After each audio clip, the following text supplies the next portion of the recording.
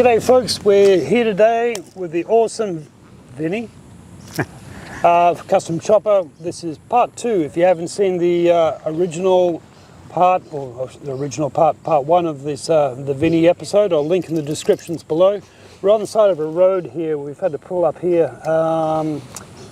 Apologies for any background noise, but I'll do the best to cut it out. But episode 2, here we go. All right. Vinny, thanks very much for joining us. No worries. So,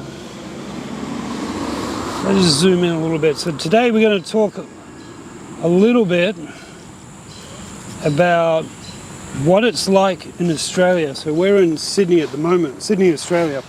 And you were telling me some of the stories of what it's like riding across Central Australia and some of the wildlife.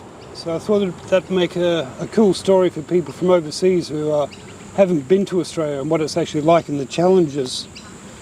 So, kick things off, you mentioned something about a bird. An eagle. An eagle. Yeah, I'd camped up one night. I was going from Perth up to Darwin, and I'd camped up on the side of the road, and you know that was all good, stunning place. In the morning, getting going for the first hour, I only sit on about 70 k's, you know.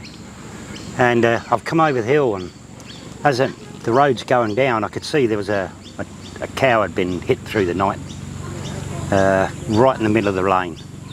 So as I'm coming down, I could see 2 birds there.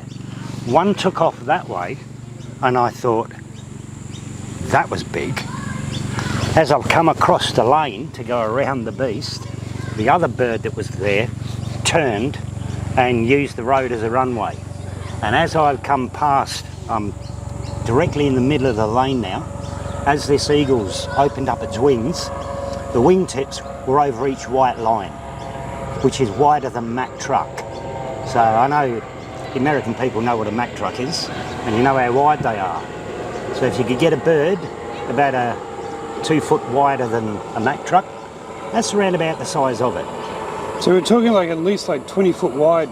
I'm just trying to get it into feet. That's massive.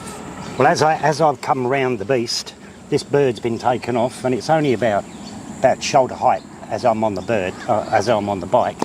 And I've looked at the bird, it's looked at me, and then just silent, just through the trees. So when you say the beast, they were actually feeding on a piece of roadkill, a dead cow. Yeah, a cow had been hit. Wow. Or cow, buffalo, or it wouldn't have been a buffalo, too low for a buffalo. You had some buffalo stories you were telling me off camera. Yeah, for the people from overseas, we're referring to the famous scene from Crocodile Dundee. Oh, that? Yeah, I tried that. It was the buffalo in that movie, wasn't it? He was trying to, yeah. Okay, so talk us through the buffalo. I've seen that buffalo. That used to live up the Humpty Doo pub. So the very buffalo that was in Crocodile Dundee? Yeah. Right. Oh, you could scratch it. It'd come up. But if you put your stubby on the window ledge and took your hand off of it, well, this buffalo would come and just neck it and drop it. So and look at you for another one. So he was Northern Territory? Yeah. Yeah, that kind of goes, no offence anyone from the Northern Territory, but yeah, that kind of fits in with the locals. Oh, yeah. God love them. I love you guys up there. You're awesome. Yeah. Yeah, no, so sorry, pretty cool. You were talking about the... Yeah, I tried that, and I got maybe 30 feet, 30 metres, whatever. It wasn't too close before she started stamping her foot, so yeah, that was me hiding behind a bush. Was this on the road you were trying to move her? No. On this, and she was in the centre of the road, or was it? No, I just wanted to see if it worked. Oh, you just wanted to see if it worked? Yeah, and no, I wouldn't try it. I wouldn't recommend trying it, no. So. No, they're a passive beast, but you don't want to go up and poke them. I did on the way, I was on my way down from Darwin to Perth, and I had a job to stop off at. But as I've come down to the gate, it was all coffee rock, and the bike slipped out. So what do you mean by coffee rock? For gravel. Gravel. Round gravel. Yep. It's like trying to stop on a bag of marbles. Yep. You know, just. So big loose stones. Yeah, anyway, the front wheel's gone and, oh, down she's gone. And every time I tried to pick it up, no, she just slid. I couldn't move it. All the knots, you know, where I had all my gear tied down, well, that was all on the low side. I couldn't get underneath it to undo it, so I thought, well, I'm about 2k from the mine. I'll just go to the mine and get somebody to come back and help us. Yep. So I've gone through the gate, walking down the track, and then all of a sudden I've become aware of where I am, which was, I was standing next to a bull buffalo that was in a creek, and he was looking at me, and I'm sure he had a grin on his face. Like, what are you doing here? So, yeah, I slowly walked off and went and found somebody. There's no hassles with the buffalo, they just moved out of the way. I walked on through them and got to the mine. Somebody came back to help us up with the bike, and they'd all gone. So I couldn't even show anyone. Is it a big issue riding in across Central Australia with animals coming across the road? Yeah, you'll get the Brahmins up there. So that's the horses for... No, they're the big bull. Oh, the big bulls, right? Yeah, Brahman about bulls. 7 foot to the hump on their head, Yep. hump on their neck. About, yeah, over 6 foot. I was coming up out of, coming into Fitzroy Crossing. So for people overseas, there's not a lot of fencing out there. It's a lot of livestock and wild stock roaming free. Yeah. So they'll cross the roads whenever they feel like it and however, yeah. Yep. Yeah, well, I was coming up the road one day and I could see him off in the distance, but then as I'm coming up to the rise of the hill, the bull has just walked out and stopped right in the middle of the road. Yep. And looking at my direction, so I pulled up about, well, I suppose 50 metres. Yep, so you're on the bike pulling up. Yep. Yeah, still in gear, just in case. Yep. You know, just in case I had to back out. And I was sitting there maybe 3 or 4 minutes, not too sure what was going to happen. But then all of a sudden one of his cows moseyed around the back of him, and then 2 cows, and then a couple of calves, and then everything. All his cows all run to the other side of the road. And once they'd all stopped, then he just walked off the road and stopped and watched me go past. That was pretty cool. So he was just mate, yeah. He was just creating like a safety for path for his herd, mate. For his herd. Yeah. That's really I don't know what would have happened if I'd have got any closer. I wouldn't want to. No. Fuck no. No, as I say, you know, these are big. It's the size of a small car. Oh yeah. Bigger. Yeah. Wow. I was in a car once that hit a cow. That wouldn't have been fun. No, it stopped the car. Yep. I think quite a few of us had bruises from hitting the dash and, you know, hitting the back of the front seat. So I've heard the same things, like people in large SUVs and stuff and hitting kangaroos, and that's literally wiping out, riding off the car. Have you seen some big kangaroos? Yeah.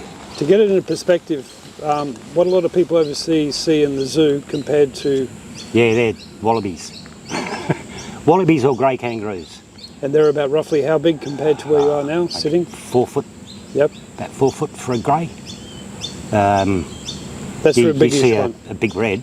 Yep. He's about 7 foot, kind of like a 2-legged moose.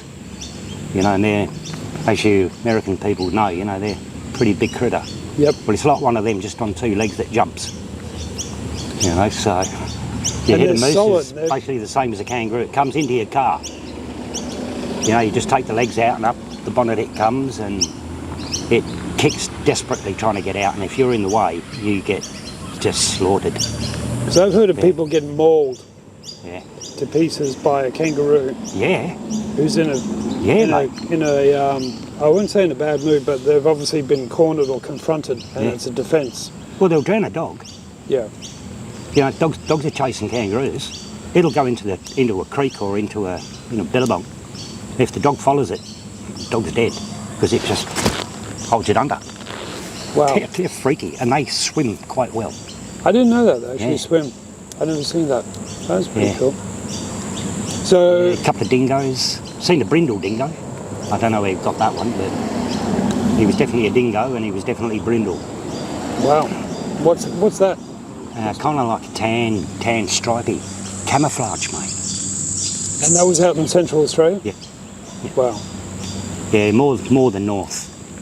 You don't see too much going across the Nullarbor, you know, because there's nothing there. You know, early morning is dangerous time because anything that's around comes to the side of the road to eat the green grass. That's, you know, is the moisture of the road. You know, just goes to the sides in the morning, or they're there eating that, you know, the sweet grass. So I was actually going to ask. So you've done a lot of rides across Central Australia, both up north and across down south. So are there times of days to ride and times of days to avoid when it comes to wildlife? Yeah, sun up, sun down. And that's because of? Things are moving. And that's, you know, a lot of the things out there are nocturnal. Right. You know, so, you know, as soon as the sun's going down, you know, especially after a hot one, you know, they're looking for a drink. So they're moving around and, you know, getting ready for their nighttime activity. So that's their primary active times, so early in the morning and just around dusk and sunset, and then obviously through the night. Yeah. Yeah, I guess that makes sense because during the day it's just way too hot. Yeah. And me and my brother rode across, as you know, a couple of years ago, and he'd been whinging all the way because we hadn't seen any wildlife or anything, you know.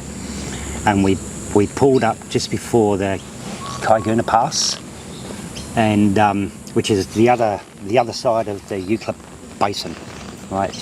You head down there, and the next day you come up the other side. It was the old seabed, and we pulled over for a coffee, and it was about time to go, and the sun was going down, so you know we had another smoke and another coffee. Then the stars came out, so we had another smoke and another coffee. So it was about time to go. You know, we had about 30 k's to go to the roadhouse, and we've started getting on, and I've given Dave the flashlight, and he says, "What's that for?" And as I've turned on the ignition and turned the lights on, mate, there were 1,000 kangaroos. That 30 kilometres, that took us an hour and a half to get to the roadhouse, because you couldn't go more than 15 kilometres an hour. And some of these things, as we were driving past them, you're looking up at them. As I say, you know, it's like a two-legged moose. And they're not scared of you on the bike, are they? No, they're not scared of anything. Yep. Not scared of anything. But you made it and you lived to tell the tale. Yeah. Now, for those who haven't seen episode 1, and I'll link it in the description below, but why don't you give us a quick bit of a rundown on the girl behind you, who is the Gertrude, the other half of the story, and give us a bit of a walk around. Let me just get the other camera. What we got going on.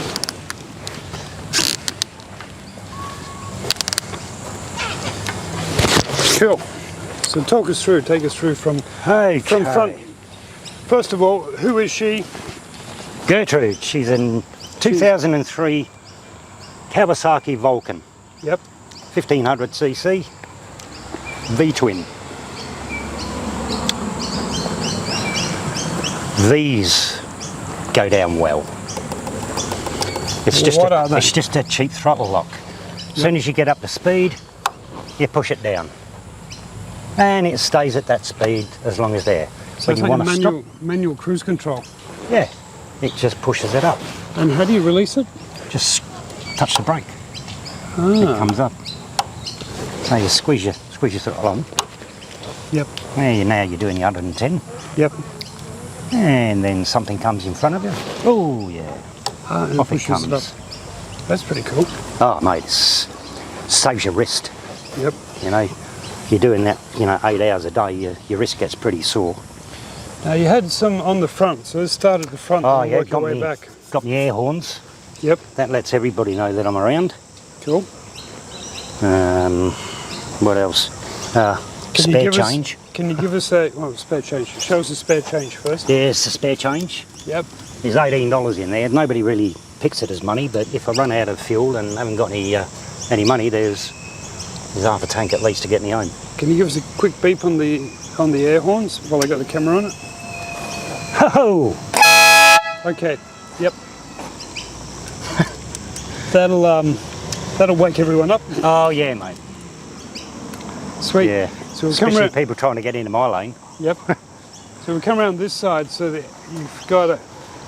Yeah, got the hypercharger. Yep. I don't know, you know, if it gives that much more power, but mate, it's 1500 cc. You know, you don't need anything extra with that much. Right, so we're back to the tour. Now we've come around this side. So we're just talking about the packing on the back. So how high and how much gear do you actually carry when you do this across Australia? Oh mate, I've got usually milk crates on the top. Yep. That I can put stuff in, stuff over the top. Yep. I've usually got a fairly big bag that goes on the bottom. Yep. And I pull that out. And then I stack everything else up on top. The guitar goes over the top of that. Everything gets tied down. You've got to have so the when guitar. I sit on it, I'm kind of like sitting like that. Yep. And I just push myself back. And after an hour of pushing it back and riding, mate, I'm got an armchair. Yep. That's cool. You've got to be comfy if you're going to do a couple of hundred.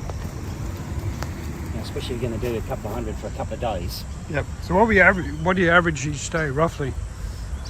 Oh, 600-700. Yep. That's good. If I'm on a push.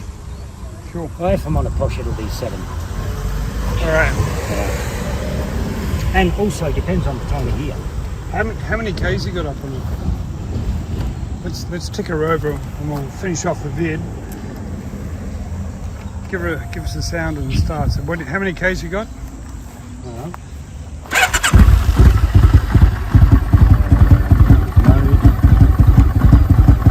121,981. One more time for the camera. 121,981. And I got it, there was 42. Just getting warmed up.